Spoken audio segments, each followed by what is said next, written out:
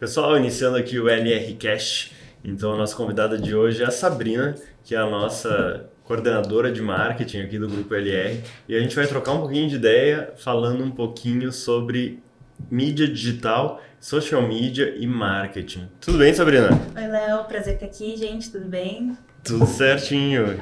E aí, Sabrina, vamos falar então um pouquinho sobre comunicação de uma forma geral. Eu sou formado em Relações Públicas, a Sabrina em Marketing. marketing, só que ela se formou ano Esse ano? passado e eu me formei em 2010. Então fazem 14 anos que eu tô formado, muitas coisas mudaram e agora eu quero falar um pouquinho mais sobre a percepção dessa geração, né, Sabrina? Falar um pouquinho, a gente escuta muito que para ver como que eu vou vender na internet. Porque quando nasceu, eu venho antes de nascer a internet nesse sentido de Instagram, Facebook, né? Na minha época a gente tinha o Orkut, logo depois veio o Facebook e por fim o Instagram, Twitter e as outras ferramentas. Mas a gente não utilizava elas para vendas, né? A gente utilizava elas para entretenimento. E hoje, então, a gente tem um formato novo de vender, porém eu queria entender de ti, assim, o que que tu me diz que é hoje as redes sociais? Porque na minha época elas eram apenas redes sociais. Sim, essa é uma lacuna muito grande que a gente tem com algumas marcas para fazer entender que, apesar delas usarem como uma ferramenta de venda, elas ainda são redes sociais. Então, antes de você tentar fazer a venda, antes de você oferecer um produto, um serviço, você tem que criar algum tipo de relacionamento com quem está ali, né? Porque o consumidor que está ali, ele não entra no Instagram falando, ai, quero comprar hoje, hoje só um sorvete. Ele entra ali para ver um Reels, para dar risada, para fazer uma pesquisa. Então, você tem que acabar se colocando naquele meio, né? Você precisa criar um relacionamento antes de fato vender para o seu cliente. Então, esse é um grande problema que a gente tem ainda, porque muitas empresas esquecem disso. Então, é muito comum a gente ver ainda empresas que usam as redes sociais, elas até têm um perfil ativo, seja no TikTok, no Instagram, só que elas esquecem de fazer essa ponte, né? Então, antes de ofertar, ela de fato criar um relacionamento de confiança, de interesse, de curiosidade, muitas vezes. Então, é um probleminha que a gente tem ainda. E como que hoje, por exemplo, a gente vende imóveis, né? Mas se as pessoas conseguem talvez ver essa diferença em que na nossa rede social, no nosso dia a dia, a gente não posta venda, né? A Exatamente. gente acaba apostando mais, investindo em anúncios mesmo. E quando que mudou isso, né? Porque a gente estava conversando um pouquinho antes no off Uhum. aqui e tu me comentou um pouquinho daquela questão que eu até achei que era como tinha nascido o influencer, né? Como é que as marcas entenderam que elas poderiam demonstrar o serviço antes de efetivamente fazer a venda? Eu acho que é bem recente até essa questão da marca enxergar ali, essa questão de criar um relacionamento. Porque antes, se a gente pensar, por exemplo, na TV, no rádio, a parte da venda, a parte das marcas teriam espaço, ali era bem claro, né? Era como você falou, a gente faz, por exemplo, na imobiliária, os anúncios. Esse era o espaço que eles tinham para venda. Uhum. Hoje, na rede social, acho que pelo menos nos últimos, talvez, 5 anos, não muito mais do que isso, que de fato as marcas perceberam que se ela criar um relacionamento com o consumidor, se ela conseguir inserir o produto dela dentro de uma narrativa, ou então dentro de por exemplo, testando na rotina de outros consumidores, de outros influenciadores, ela consegue ter muito mais tempo de tela, vamos dizer assim, o que facilita para ela ficar marcada na mente do consumidor de fato, né? Mas isso é bem recente, então, porque ainda se tinha essa ideia de que, há uns anos atrás, se você só tivesse ali na rede social postando foto do seu produto, postando foto do seu serviço, postando um feedback de um cliente que você teve, isso era suficiente, porque era assim que as pessoas enxergavam. Falaram, isso aqui é o perfil da marca X, então é isso que eu vou encontrar. Só que fica chato, né? Ninguém quer só consumir anúncio, ninguém se quer só consumir, ser bombardeado de e-mail marketing, de anúncio, de venda, de ele meu produto é legal, compra isso aqui.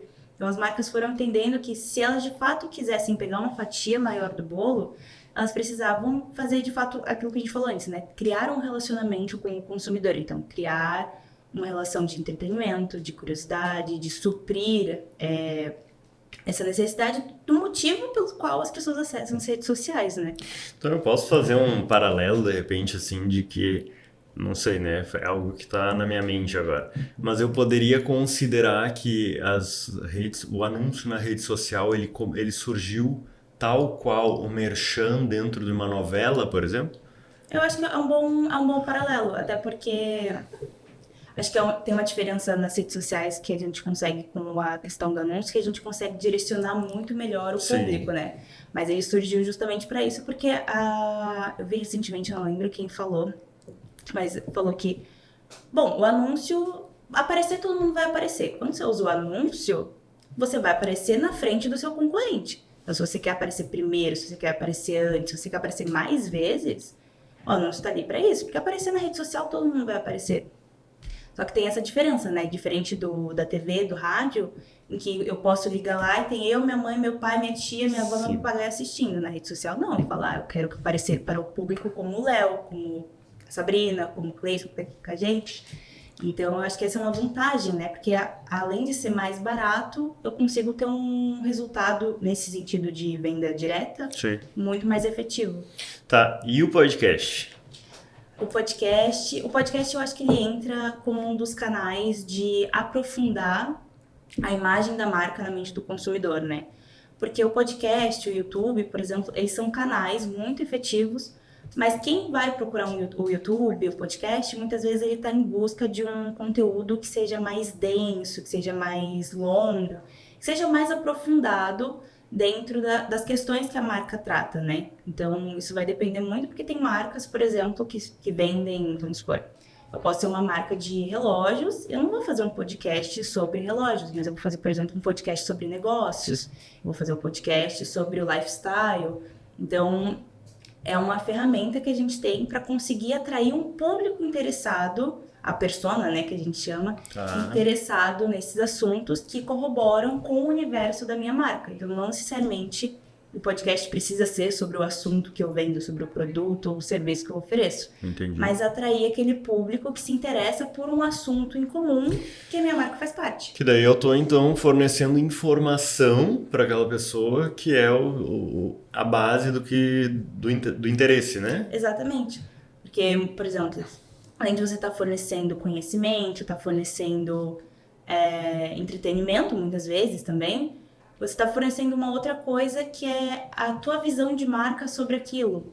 Que uma coisa que a gente tem muito hoje é que o ser humano ele quer pertencer a alguma coisa, ele quer fazer parte de um grupo, algum que concorde comigo, seja ideias políticas, religião, filmes.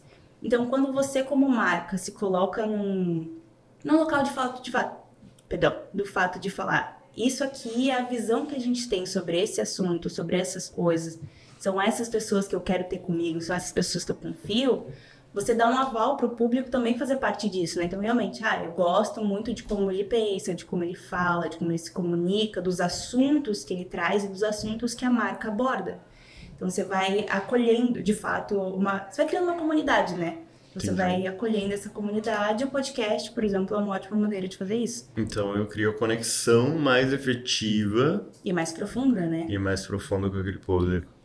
Então tá, e tu sabe agora da novidade que a gente tem aqui? Qual a Que o novidade? Espaço ao Rostro tem um espaço de podcast. Olha só, surpresa! É isso aí, pessoal. Hoje eu e a Sabrina tava conversando um pouquinho aqui para mostrar e para contar para vocês que hoje o Espaço LR, localizado aqui na Telêmaco Pereira Liberato, no coração do bairro Fazenda, tem uma estrutura de podcast e você que quer trazer então esses benefícios para o seu público pode utilizar nossa sala através de locações por horários e a gente fornece aí o sistema, né, Sabrina? Equipamento. O equipamento aqui, uma equipe para te ajudar a montar aqui, organizar tudinho.